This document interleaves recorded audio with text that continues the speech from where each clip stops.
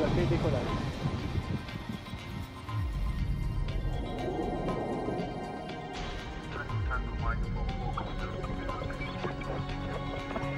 Fantastische vloer nu ik sta.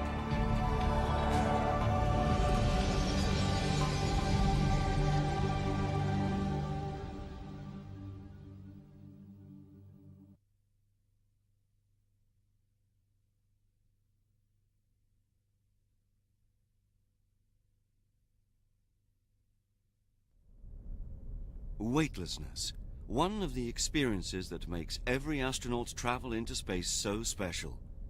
To scientists, however, this word simply describes the special conditions in a spacecraft circling the Earth.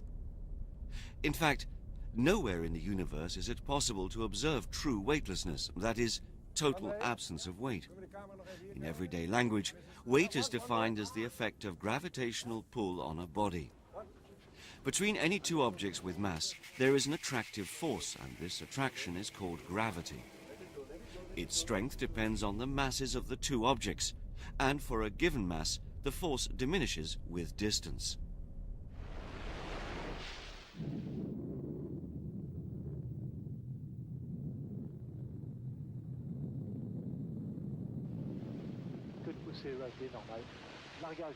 However, a mere 400 kilometers above a massive planet like our Earth, gravity is nearly as strong as on the surface.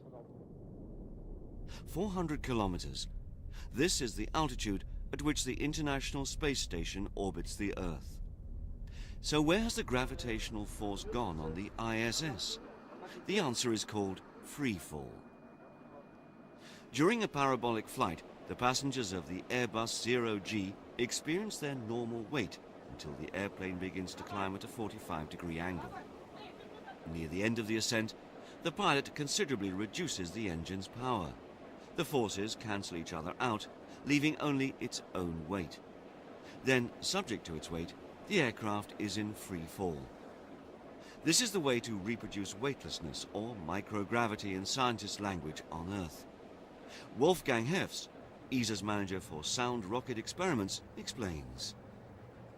One can classify the flight opportunities by experiment time under microgravity conditions, under weightlessness.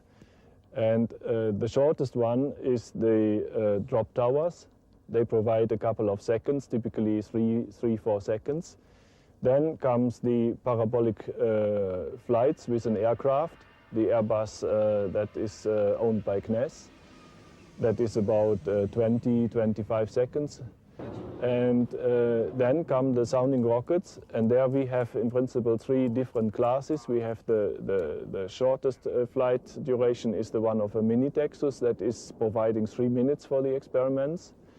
Then we have the standard working horses, so to say, Texus and Mesa. They both provide 6 minutes of microgravity time. And finally, we have our biggest rocket, that is the Maxus, that can provide 12.5 minutes of microgravity. Sounding rockets reach several hundred kilometers altitude before falling back to Earth. But how is a microgravity environment realized on the International Space Station, which obviously does not fall back on Earth? Every spacecraft is in fact launched onto a free-fall trajectory above the Earth. At a particular speed and altitude, this trajectory will be parallel to the curvature of the Earth, and the spacecraft will continuously fall freely towards the Earth, without actually falling back onto it. The spacecraft is in orbit, and the microgravity environment will be sustained for as long as it remains there. Then beyond the sounding rocket, of course, we have the long duration type missions. There it is, of course, the Space Lab on the shuttle. Space Hub offers similar flight opportunities. We have the Russian Photon capsule. And then, last not least, our most important goal is now the International Space Station, where the European Space Agency also provides one laboratory to the scientists. Of course, the raison d'etre of the ISS is to exploit the absence of gravity for research. In microgravity, researchers can isolate and study the influence of gravity on physical processes, as well as phenomena that are normally masked by gravity, and thus difficult, or if not impossible, to study on Earth.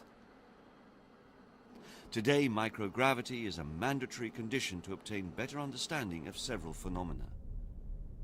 Fundamental physics, medical science, material science, or fluid physics research have made and will make progress thanks to microgravity.